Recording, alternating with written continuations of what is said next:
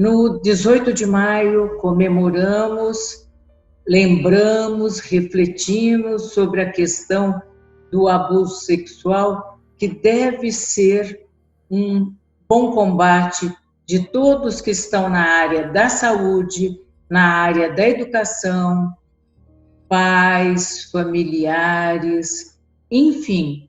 Eu penso que todos os cidadãos deveriam estar envolvidos com essa questão. Em nosso município já há uma lei municipal que marca a semana de 18 de maio como uma semana de conscientização contra a violência sexual contra a criança e adolescente.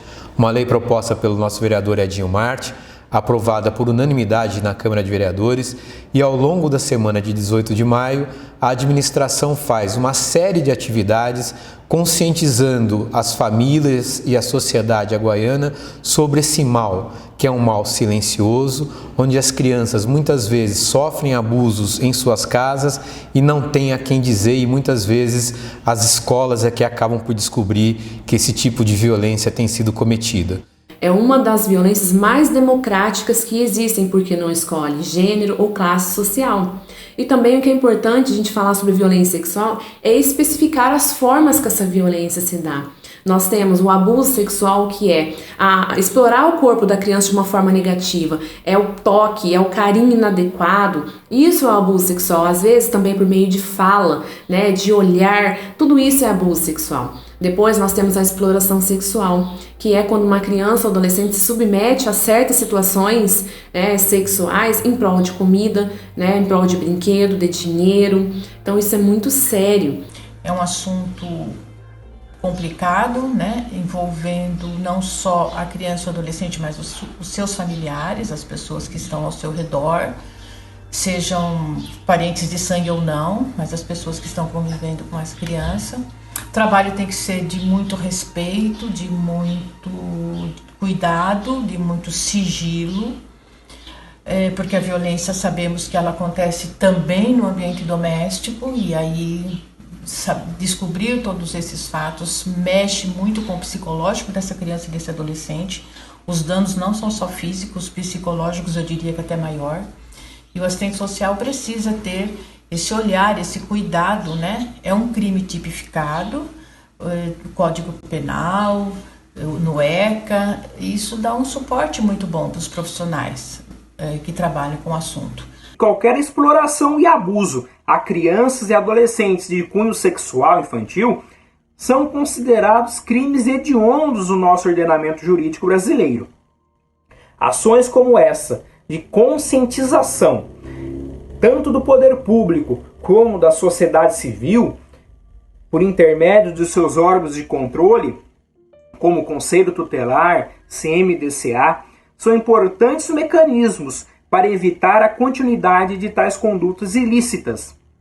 Ações como essa do dia 18 de maio são importantes para congregar toda a comunidade local, buscando a proteção de nossas crianças e o resguardo de seus direitos. Devo lembrar a todos que a segurança pública é um dever do Estado e direito e responsabilidade de todos. Quando se fala em direito e responsabilidades, chama toda a população para participar da segurança pública. Nós temos mecanismos, instrumentos legais que garantem a proteção da criança e do adolescente, mas não são, na sua plenitude, eficazes quando não há a participação da sociedade.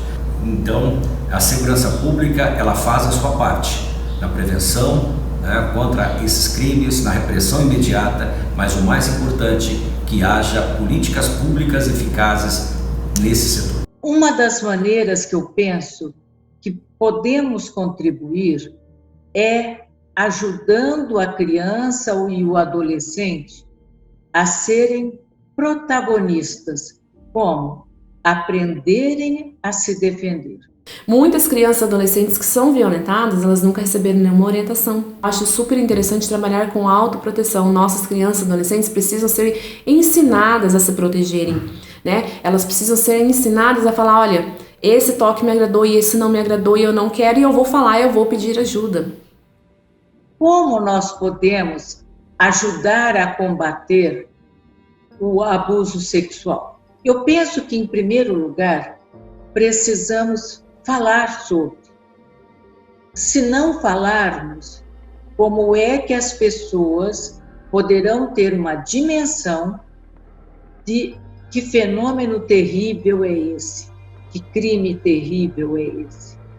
Então, tem que ser divulgado mesmo, e eu parabenizo a Aline e o pessoal de Aguaí por essa iniciativa de fazer um vídeo a respeito.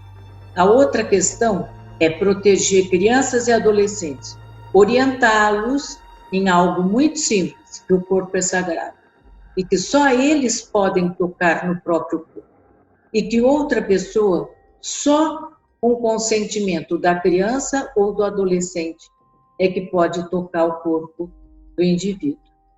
Mas, se a criança ou o adolescente, por algum motivo, concorda, mas se sente mal com aquele acontecimento, corra, evite, vá embora, diga que não quer, e principalmente, cuidadores de crianças e adolescentes precisam manter diálogo constante para que as crianças e os adolescentes possam confiar.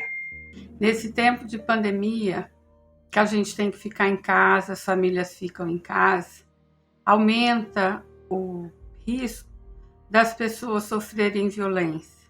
E ainda mais nessa situação, as pessoas acabam ficando com medo de denunciar, medo de que possam perder os filhos e acabam perdendo até a sua dignidade.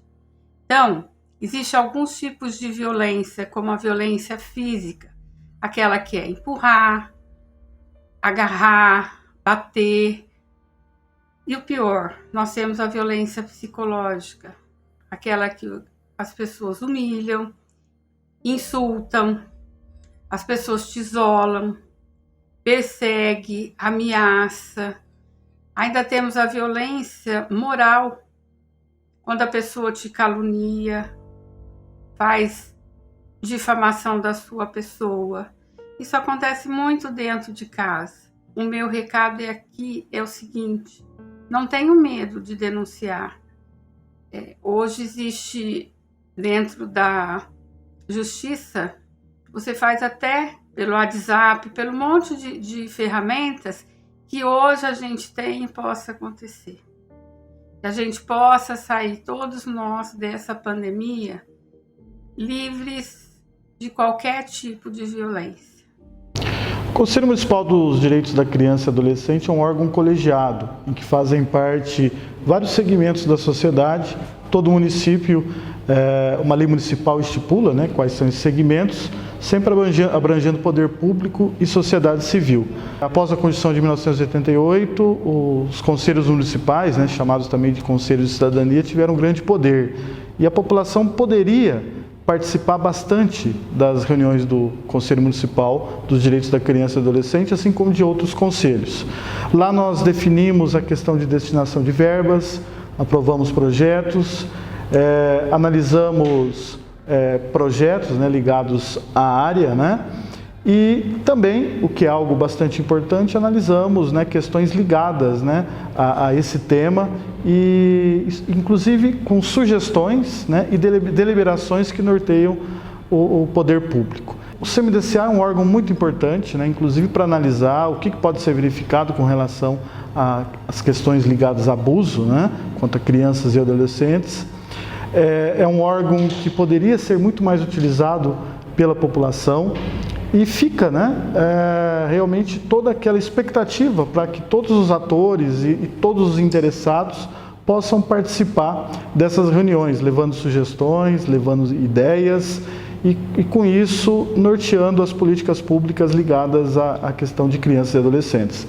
Desde o ano 2017, meu primeiro ano como parlamentar, instituímos a Semana de Combate à Pedofilia. Neste primeiro ano de 2017, realizamos duas importantes palestras. Uma por parte do Conselho Tutelar, que fez uma demonstração, mostrou como são os casos aqui no nosso município, em relação a números, forma de atuação, e depois, na sequência, o vereador da cidade de Piracicaba, Paulo Henrique, filho da cidade de Aguaí, cidadão aguaiano, nos mostrou um pouquinho do que é a pedofilia e nos mostrou de uma forma muito forte, uma apresentação que eu tenho certeza que marcou a todos os presentes. No ano de 2018, o Conselho Tutelar fez uma nova abrangência sobre o caso e também trouxemos o psicólogo José Carlos Martins Germano, que mostrou um pouquinho do impacto dos casos de exploração sexual infantil e pedofilia dentro das famílias, como as crianças reagem, o que nós temos que fazer para ajudar. No ano de 2019, também o Conselho Tutelar, mas os alunos de estudantes do curso de Psicologia da Unify, desenvolvemos um ciclo de palestras na Câmara Municipal falando sobre o tema. São ações importantes que vêm sendo realizadas e aliadas a isso, sempre fazendo os pedágios na rua com o balão da pedofilia, com a entrega de materiais que guardam essa data. Infelizmente, nesse ano de 2020, não podemos fazer essas ações presenciais em função da pandemia do Covid-19. Mas estaremos aí junto com o Conselho Tutelar e também com os estudantes de psicologia, trazendo na data conversas importantes sobre o tema, para combater sempre a exploração sexual infantil. Violência sexual é a violação dos direitos sexuais de crianças e adolescentes. Pedofilia é a situação em que o adulto ele tem prazer de armazenar em sua casa e nos seus objetos midiáticos, né, celular, computador, imagens de crianças e adolescentes ou vídeos, né, de crianças e adolescentes com suas partes íntimas expostas, e o que é pior, eles têm um prazer enorme de ver o ato sendo consumado. Então isso é muito grave, né, e ele vai responder por isso. Muitas vezes, o que é diferente, o que é bom distinguir e diferenciar, que muitas vezes os pedófilos nunca tocaram numa criança, tá? Então não dá para confundir o pedófilo de um abusador. Tem que diferenciar um e outro aí. Também dentro da violência sexual nós temos também, né, uma situação chamada estupro de vulnerável, que é nenhum adolescente com idade inferior a 14 anos pode ter relação sexual, com consentimento ou sem consentimento. É estupro de vulnerável. E isso responde, né, o adolescente ou o adulto que tiver relação sexual com a adolescente com idade inferior de 14 anos, ele responde por isso. Como que eu percebo algo estranho? Crianças e adolescentes com uma sexualidade exacerbada é um indício sério de que algo muito ruim está acontecendo. Crianças e adolescentes que não suportam contato físico. Isso é um indicador seguro de que acontece violência doméstica, provavelmente abuso sexual com aquele indivíduo. Crianças e adolescentes que mudam repentinamente o seu comportamento. São ótimos alunos e se tornam péssimos alunos. São pessoas extrovertidas, alegres, falantes, e se tornam fechadas, tristes, depressivas. São indícios para que nós nos aproximemos daquela pessoa e facilitemos o contato. O que mais é preciso? Estar disponível, estar aberto. Evitar encontrar com uma criança ou um adolescente hipersexualizado e começar criticando. Eu preciso saber o que é que acontece com aquela pessoa. Então é muito importante que a sociedade, a guaiana principalmente, fique atenta aos primeiros sinais de anomalia dessas crianças. Eventualmente aparecem crianças com sinais de violência física nas escolas, e as professoras nossas estão atentas a isso. A rede de saúde também monitorando qualquer tipo de violência contra as nossas crianças e adolescentes. Além disso, tem o Disque 100, que é um número nacional que recebe denúncias de violência contra a criança e adolescente, e também tem o Conselho Tutelar Municipal. Aqui em Aguaí nós temos um Conselho Tutelar muito atuante e que tem trabalhado muito no combate à violência sexual contra a criança e adolescente.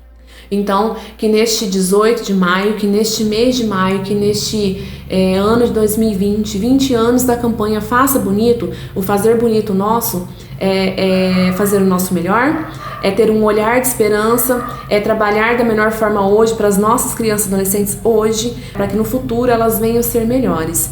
Então, esse 18 de maio é uma data reflexiva, não é uma data de comemoração, mas é uma data que nos chama a sair do discurso e ir para a luta.